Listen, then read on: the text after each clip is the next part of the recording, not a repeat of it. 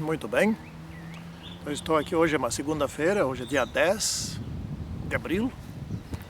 Estou de novo um pouco atrasado, é correria do dia a dia, né? Vou ter que gravar hoje a lição número 5 e quero ver se amanhã consigo gravar a lição número 6, né? Terça-feira. E hoje é segunda-feira, dia 10 de abril. Essa aqui é a lição número 5. Olha o título: Vivendo para Deus. Que título bem escolhido. Dessa vez eu tenho que dar parabéns aqui ao autor da lição, ou quem revisou, ou quem sugeriu esse título aí. Porque 3 palavras que dizem muito, mas muito, não é? Vivendo para Deus é... Quando for estudar isso aqui em classe, tem que explorar bem esse título, né? Pois bem, então vamos ler aqui 1 Pedro 3, versículo 12. Olha só o que diz aqui: os olhos do Senhor repousam sobre os justos, e os seus ouvidos estão abertos às suas súplicas, mas o rosto do Senhor está contra aqueles que praticam males. Então, o rosto de Deus deve estar contra quase todos nesse mundo, né?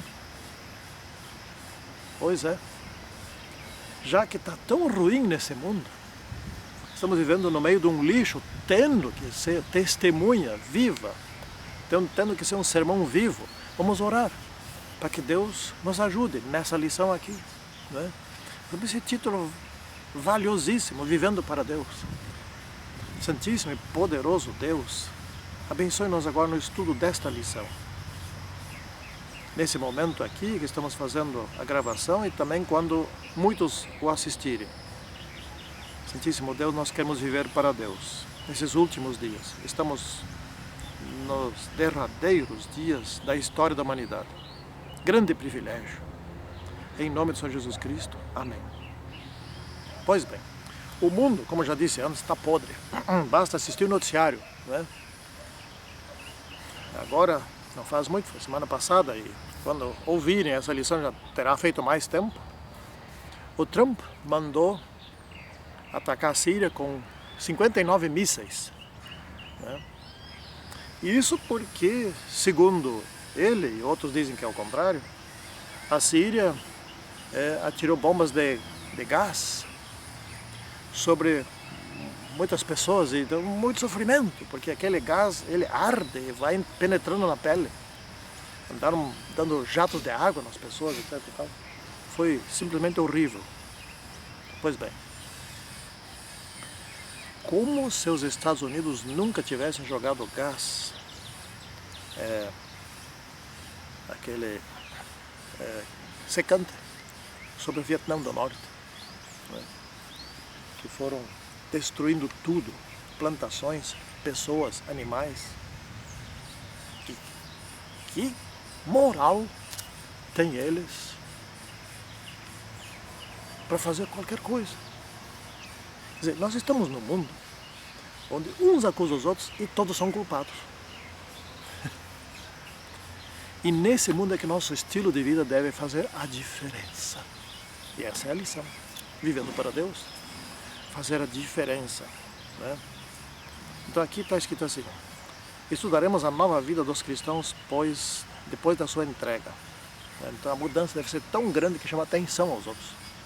Poxa, que gente boa, que gente correta, confiável, gente que não mente. Aliás, esses dias aprendi um ditado que é fantástico para orientar, né?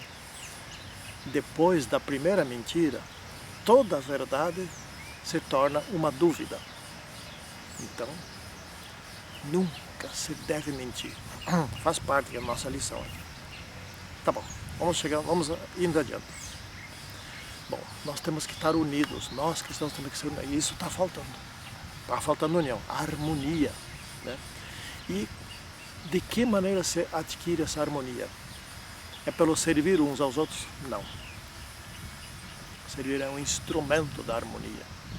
É por amarmos uns aos outros. Essa é a maneira, né? Então, nossa unidade de propósito é o amor, vem do amor. Daí que a gente vai servir uns aos outros. E quem serve um ao outro, ele jamais vai tentar resolver algum problema por meio da força, por meio do ódio. Não, ele vai querer sempre servir, sempre ajudar, nunca mandar, nunca ser superior. Essa é a grande questão. Estou seguindo aqui adiante. Vamos ler aqui um trecho da lição da parte de segunda-feira, que diz o seguinte: nossa esperança de salvação se encontra somente nele e em sua justiça, que nos cobre e faz com que sejamos considerados justos aos olhos de Deus. Por causa de Jesus, somos aceitos diante de Deus como se nunca tivéssemos pecado. Se não tivesse pecado algum. Isso aqui ainda vamos estudar mais profundamente, mais adiante, uma outra lição, na lição número 8. Então eu não vou aprofundar agora aqui. Por que Jesus teve que derramar sangue? Por que teve que morrer? Por que teve que ressuscitar? Etc. Isso nós vamos estudar mais adiante. Porém aqui nós vamos enfatizar um pouco no batismo. O batismo é o seguinte: Jesus morreu, foi morto de forma injusta, porque ele teve um desafio aqui na Terra que ninguém mais tem. Ninguém mais.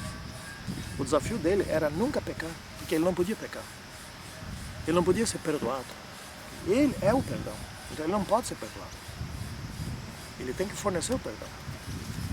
Ele jamais se aceita no reino de Deus que quem precisa ser perdoado provenha perdão para outro. Não tem moral para isso, não tem credibilidade para isso. Então Jesus, para ter credibilidade, ele precisava viver de forma absolutamente correta, desde que nasceu até o último suspiro, sem nunca cometer um pecado, sem nem no pensamento. Esse é o grande desafio. Bom, aí ele foi morto de forma injusta, porque enfim não tinha que morrer. Mas a sua morte foi patrocinada pelos nossos pecados. Ele carregou isso. Nós vamos estudar mais adiante. Então agora, nós também morremos com Jesus e ressuscitamos com ele. De que maneira? Simbolicamente, pelo batismo. Então quando nós vamos para o batismo, é porque nós tomamos já antes dele uma decisão de que vamos mudar de estilo de vida. Vamos aceitar as orientações do Espírito Santo para irmos sendo transformados, viver uma vida santa. Isso que é o batismo. Então, na medida que somos mergulhados nas águas, isto simboliza morte, morte espiritual. Na medida que saímos imediatamente das águas, que nos tiram das águas, isso simboliza ressurreição.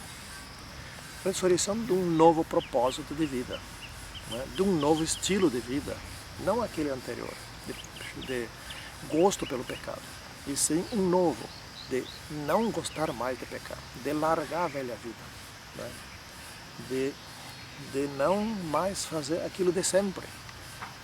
Então, uma vez por todas, isso significa o batismo. Vamos seguindo aqui adiante. Daí, posterior ao batismo, vem as mudanças. Mas que mudanças? Bom, quem roubava não rouba mais.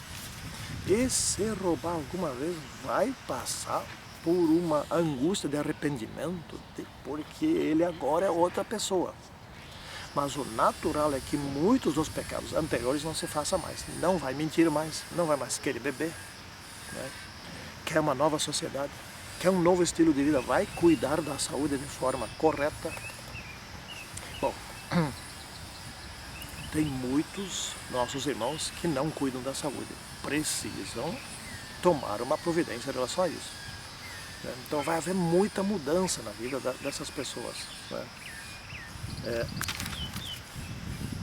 E aqui Pedro escreveu um trecho, que está em 1 Pedro, capítulo 4, versículo 5 e 6, que confunde muitas mentes das pessoas e inclusive utiliza-se para justificar a imortalidade da alma? Bom, em primeiro lugar, você não pode criar uma doutrina em cima de um único versículo que destoa com outro versículo, ou outra parte da Bíblia, ou com toda a Bíblia. Não pode. Eu já escrevi uns quantos livros, e uma das normas que eu conheço é que eu mesmo não posso fazer uma afirmação num lugar do meu livro, e em outro lugar do meu livro eu me contradigo com aquilo que eu escrevi lá. Não pode. A Bíblia não pode se contradizer em lugar algum. Então vamos tentar entender aqui essa parte. Então diz aqui assim: contudo, eles terão que prestar contas àquele que está pronto para julgar os vivos e os mortos. Já conhecemos essa história. Por isso mesmo, o Evangelho foi pregado também a mortos, ou a mortais, que seria melhor, para que eles, mesmo julgados no corpo, segundo os homens, vivam pelo Espírito segundo a Deus. Então, como? Me explica aqui uma coisa. Como que os mortos vão viver segundo o Espírito? Para Deus. Segundo o Espírito Santo. Aqui, Adão e Eva, quando pecaram, tornaram-se mortais. Eles morreram no momento que morderam aquela fruta. E muitos dizem que era uma maçã. Ninguém sabe. Bom, mas é uma fruta. Possivelmente essa fruta não existe hoje no mundo. Mas não importa. O que importa aqui é que no momento que eles desobedeceram, se tornaram mortais. Ou seja, eles morreram. O corpo deles naquele instante se tornou mortal. Viveram mais 900 e poucos anos. Eu não sei quantos anos viveram no jardim. Uma vez fiz um cálculo em torno de uns 30 anos sem pecar. Então, aqui o Evangelho está sendo pregado. A mim, que sou um mortal, eu sou morto, mais tempo eu vou morrer. Todos aqui são mortais. Portanto, o Evangelho está sendo pregado aos mortos, aos mortais. É isso que significa aqui. Porque não podia ser pregado a quem, como diz ali na Bíblia, Eclesiastes, por exemplo, não podia ser pregado a quem não ouve, quem não entende, quem não raciocina, quem não sabe nada, quem não vê nada, etc. E tal. Não vai pregar como para alguém assim, que já foi enterrado. Não. Pois bem, então o grande pecado hoje, que nós, adventistas do sétimo dia, temos que dar um excelente testemunho, é a questão da sexualidade. Né? Esse é um dos grandes pecados, porque na televisão ele é bombado direto. Né? Hoje há casamentos entre iguais. Né? Há prostitutas, há muito, como é que chama? Esqueci agora o nome. Mas homens que abusam de mulheres. Né? Então há muitos diferentes tipos de pecados sexuais. A pedofilia, por exemplo, também, né? E assim vai indo. E nós, adventistas do sétimo dia, temos que ser excelentes. Temos que ser do nível da excelência nesse aspecto. Temos que ter famílias que sigam a sexualidade, o motivo, a motivação, o objetivo da sexualidade que Deus criou, quando colocou no ser humano, quando nos criou. Qual é o objetivo? Unir um casal. Ponto. Unir um casal. Né? Eles se tornam como uma só carne. E esse é o objetivo. O amor faz parte desse ponto, unir o casal. Né? E nós não podemos fazer o que fazem hoje, e usar aquilo que mais une como aquilo que mais desune. Então o sujeito casou com uma mulher, vai com outra, vai mais outra, etc. E tal, né? E aliás, a palavra que eu não estava lembrando antes é estupra. Né? O estupro, como está aumentando. Né? Então, as mulheres hoje têm um pouco mais de nível de proteção legal. Devia ter muito mais ainda. Né? As mulheres, no caso aqui, são a parte mais prejudicada. O sujeito vai estuprar uma mulher, ela concebe, vamos dizer, não tem pai, pai tem, mas não é pai, não está lá. E ela que se vire. Pode uma coisa dessas. Esse mundo virou lata de lixo. Nós temos que ser exemplos positivos em relação a esse assunto aí. Não só na pregação, no ensino, e sim na vida. Nossos lares têm que ser exemplo de felicidade. E o mundo está procurando a tal da felicidade, procurando nas bebidas, nas drogas. E nós temos que dizer, não, aqui em casa é bom. Temos que demonstrar isso. Pois bem, Finalizando aqui, o amor cobre todos os pecados, cobre todos os desentendimentos, as desavenças, as brigas, as guerras, etc. Então, se quisesse resolver os problemas do mundo, é simples. Ama-se. Se quisesse resolver o problema na Síria, era simples, né? Basta que se amassem, parar de se odiar, né? Quanto mais se odeiam, mais problemas vai ter, mais guerra vai ter, mais armas precisa para um atingir o outro. É simples assim. Então, pelo amor, nós seremos mais hospitaleiros, nós iremos servir uns aos outros, utilizaremos dos instrumentos do amor para nos ajudar uns aos outros e nos uniremos. A união, a unidade, a harmonia é consequência do uso dos instrumentos do princípio geral de tudo, que é o amor. Bom, e o amor não é outra coisa senão a lei de Deus. E a lei de Deus e o amor não são outra coisa senão o caráter de Deus. Deus é amor, não tem amor, Ele é amor. Então, essa é a grande questão. Nós, Adventistas do Sétimo Dia, temos que ser o grande exemplo da excelência do nosso estilo de vida. Não podemos ser simplesmente um pouco melhores do que a média. Nós temos que ser excelentes. Ou ser excelentes, traduzindo lá de Provérbios, quer dizer assim, sede santos como eu sou santo. Ponto final. Santíssimo Deus que está nos céus, abençoa-nos a partir de agora para que sejamos mais daquilo que Tu és, santo. Em nome de Senhor Jesus Cristo. Amém.